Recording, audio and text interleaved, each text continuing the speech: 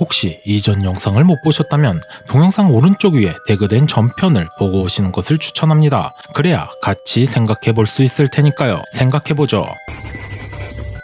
이번 편에서 가장 중요한 중심 주제는 최적화입니다. 저번 영상에서 과부하에 대한 설명은 충분했지만 한계치에 대한 설명은 조금 부족했을 겁니다. 지금부터 완벽하게 풀어보죠.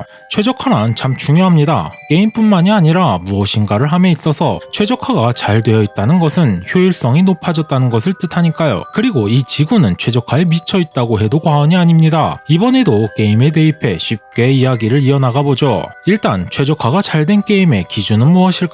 단적으로 말하자면 로딩 시간이 짧으면 짧을수록 최적화가 잘 된 게임이겠죠. 맵을 넘어가거나 무엇인가를 조작할 때 끊김이 없다는 말은 연산을 적게 해도 될 만큼 최적화가 잘 이루어졌다는 말일 테니까요. 여기서 게임의 로딩 방식을 알아야 할 필요가 있습니다. 게임은 장르에 따라 여러 로딩 방식을 가지죠. 예를 들어 스테이지별로 나뉘어져 있거나 맵을 이동하는 포탈이 존재하는 게임은 프리로딩 방식을 채용합니다. 하지만 지구는 스테이지 게임이 아니라 오픈월드 게임이죠. 오픈월드 게임의 로딩 방식은 보통 스트리밍 방식을 취합니다. 하지만 제가 아까도 말했듯이 지구는 최적화에 미쳐있는 수준입니다. 이 지구라는 시뮬레이션은 스트리밍 방식과 LOD 방식을 섞은 것도 부족해 여러가지 최적화 방식을 깔아두고 있죠. 심지어 1985년도에 나온 슈퍼마리오의 최적화 방식까지 말입니다. 초기 슈퍼마리오의 용량이 40KB, 겨우 이미지 한 장의 용량도 되지 않았다는 사실은 굉장히 유명하죠.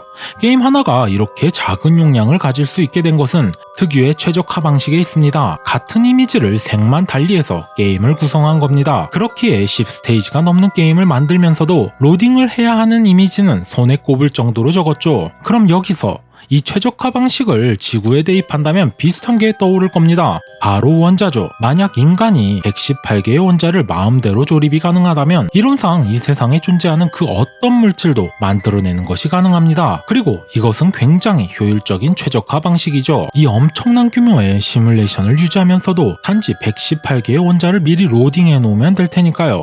오픈월드 게임에 적용되는 스트리밍 방식에 최적화되어 있는 구성입니다. 또한 광속이 불변이라는 사실도 로딩의 한 방식으로 생각할 수 있습니다. 특수상대성 이론의 기본은 광속이 불변한 대신 시간이 팽창한다는 겁니다. 그 말은 사람들의 속도에 따라 시간이 따로 적용된다는 말이죠. 그리고 이것은 지구에 살고 있는 78억 명의 모든 인류를 동시에 연산하지 않고 적절히 분배하기에 아주 최적의 방식입니다. 게임의 로딩 방식에 비춰보면 LOD 방식의 한 종류로 볼 수 있죠. 자, 이 정도로 지구라는 시뮬레이션은 최적화 방식을 이곳저곳에 숨겨두고 있습니다. 그렇다면 이 정도로 최적화를 신경 쓰는 시뮬레이션이라면 한 가지 근거 있는 합리적인 추론이 가능하죠. 아무도 존재하지 않는 지역도 똑같이 시뮬레이션의 규칙이 작동할까라는 겁니다. 이 세상은 너무나도 관측 가능한 생물에게 최적화되어 있습니다. 만약 생명체가 존재하지 않는다면, 이 세상을 알아줄 생명체가 존재하지 않는다면, 누군가에 의해 만들어진 세계가 아니라면 이런 불필요한 것들이 존재할 필요가 있을까라는 생각을 하게 되죠. 인간에 한정되어 말하는 게 아닙니다. 지능이 조금이라도 있는 생명체가 있지 않는 한 세상이 이런 식으로 프로그래밍 될 이유 그 자체가 없다는 겁니다. 이것은 내가 존재하지 않으면 이 세상에 의미가 없다는 식의 그저 철학적인 쓸데없는 탁상공론 정도의 논제가 아닙니다. 그럼 더 깊이 생각해보죠. 현재 지구에 존재하는 인류의 인구수는 78억 명입니다. 그리고 지구 면적의 71%는 물에 잠긴 지역이죠. 즉 인간이 살아갈 수 없는 지역이라는 겁니다. 게다가 남은 29%의 지역, 그 절반인 15% 정도는 사막이나 산, 극한의 추위 등으로 그마저도 사람이 살 수 없는 지역입니다. 자, 그렇다면 이 지구에 우리 인간이 살 수 있는 지역은 겨우 지구 표면적의 15%에 달하는 작은 공간입니다. 최적화에 미쳐있는 지구라는 시뮬레이션이 관측 가능한 인류가 없는 나머지 85%의 지역에도 똑같은 리소스를 배정해 똑같은 규칙을 유지할 이유가 있는지 없는지는 간단하게 추론이 가능하죠. 하지 않을 겁니다. 만약 똑같은 규칙이 적용된다고 할지라도 같은 리소스를 할당시켜 놓진 않겠죠. 게임으로 예를 들자면 전체 유저가 몰리는 곳과 한가한 초보자 마을에 같은 리소스를 할당시키지 않는 것과 같죠. 지구라는 시뮬레이션 입장에선 굉장히 비효율적 일 테니까요. 이제 모든 준비는 끝났습니다. 세상이 시뮬레이션이라면 이것들을 이용하면 백룸이 탄생할 수 있습니다. 본론으로 들어가보죠. 과부하와 한계치, 그리고 리소스.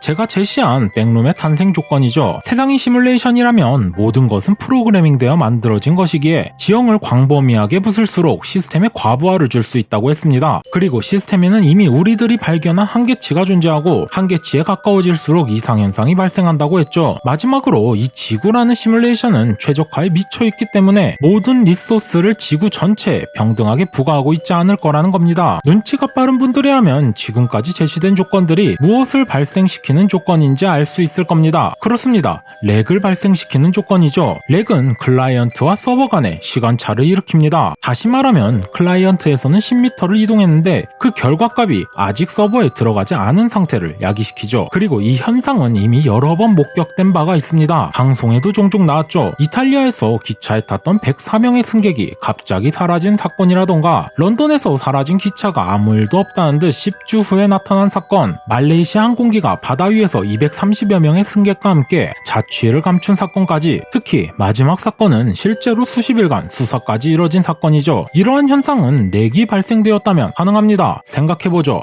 이 사건의 공통점은 그 어떤 생명체보다 빠른 속도로 이동이 가능한 탈 것에 수백 명의 사람이 타고 있었다는 겁니다. 자, 그 기차와 비행기가 가는 루트에 꽤 오랜 기간 사람 혹은 생명체가 지나다니지 않았다면 지구라는 시뮬레이션은 그 공간의 리소스를 굉장히 적게 주고 있었을 겁니다. 그 순간 수백 명의 인원이 보통의 이동 속도보다 수십 배 빠른 속도로 그 공간을 지나갔다면 렉이 발생할 수밖에 없겠죠. 클라이언트에서는 대단 위의 사람들이 이동을 했는데 서버에서는 그 결과값이 없다면 어떻게 될까요? 사라질 수밖에 없을 겁니다. 다시 나타났다면 서버의 결과값에 맞게 클라이언트에서 수정이 된 것이고 말입니다. 더 나아가서 사람들이 사라지고 나타난 시간의 편차를 이용하면 표본만 충분하다면 이쪽의 세계와 시뮬레이션을 구동하고 있는 고차원의 세계의 시간의 간극도 알 수 있을 겁니다. 그리고 이것은 왜 기차는 다시 나타나고 비행기는 영영 사라졌는지에 대해서도 합리적인 추론이 가능합니다. 상대적으로 속도가 느린 기차는 그 오류의 간극이 메꿔질 때까지 그 리소스를 할당받은 지역에 있었고, 속도가 굉장히 빠른 비행기는 그 찰나의 렉 사이에 다른 리소스를 할당하고 있는 지역까지 갔다면 그 존재는 지워질 수밖에 없겠죠. 그리고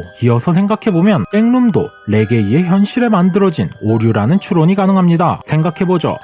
백룸의 특성에는 우리들이 집중해야 될 점이 두 가지 있습니다. 미지의 세계임에도 불구하고 익숙한 물건이 존재한다는 점과 뜬금없는 물건의 배치, 그리고 누군가가 의도적으로 만들었다기에는 지형 자체가 굉장히 단순하고 연속되어 있다는 점이죠. 그렇다면 렉을 어떻게 만들어내야 백룸이 생길 수 있을까요? 저번 영상에서 과부하를 만들어내기 위해서는 지형을 부숴야 된다고 했었죠. 하지만 그냥 폭탄으로는 리소스 할당이 적은 곳에 터뜨리면 모르겠지만 저희가 그것을 알 수 있는 방법은 없죠. 그렇다면 터지는 것만으로도 수백 수천만 번의 연산을 할 수밖에 없는 폭탄이라면 어떨까요? 수소폭탄이나 원자폭탄이라면 말입니다. 이 폭탄들의 특징은 초임계 질량 상태나 핵융합이 가능한 압력과 온도를 만들어 의도적으로 수천만 번의 원자의 연속 분열과 융합을 만들어낸다는 겁니다. 그리고 그 양은 원자력 발전소가 수년간 만들어내는 에너지 양보다 많죠. 원자력 발전소가 수년간 핵분열을 해서 만드는 그 에너지를 단일초, 그것보다 더 짧은 시간에 수천만 번을 반복한다는 겁니다. 게다가 파괴 범위도 상상을 초월하죠. 그것은 지역에 할당된 리소스를 크게 초과시킬 수밖에 없고 필연적으로 렉이 발생할 겁니다. 렉이 발생했다면 클라이언트에는 핵폭발로 인한 광범위한 지형이 순식간에 사라졌지만 시뮬레이션을 구동하고 있는 서버에는 아직 존재하죠. 그 간극을 메꾸기 위해 새로운 지형이 생겨날 수 있습니다. 그건 게임에서 일어나는 굉장히 흔한 오류 중에 하나입니다. 렉에 의해 맵에서 캐릭터가 이상한 곳에 갇히거나 통과할 수 없는 벽을 통과하거나 분명히 부쉈던 벽이 다시 리스폰되거나 말입니다. 하지만 지구를 시뮬레이팅할 정도의 시뮬레이션이라면 오류 수정을 위한 강력한 보안 메커니즘이 있을 겁니다. 그 메커니즘 중 하나가 백룸일 수 있죠.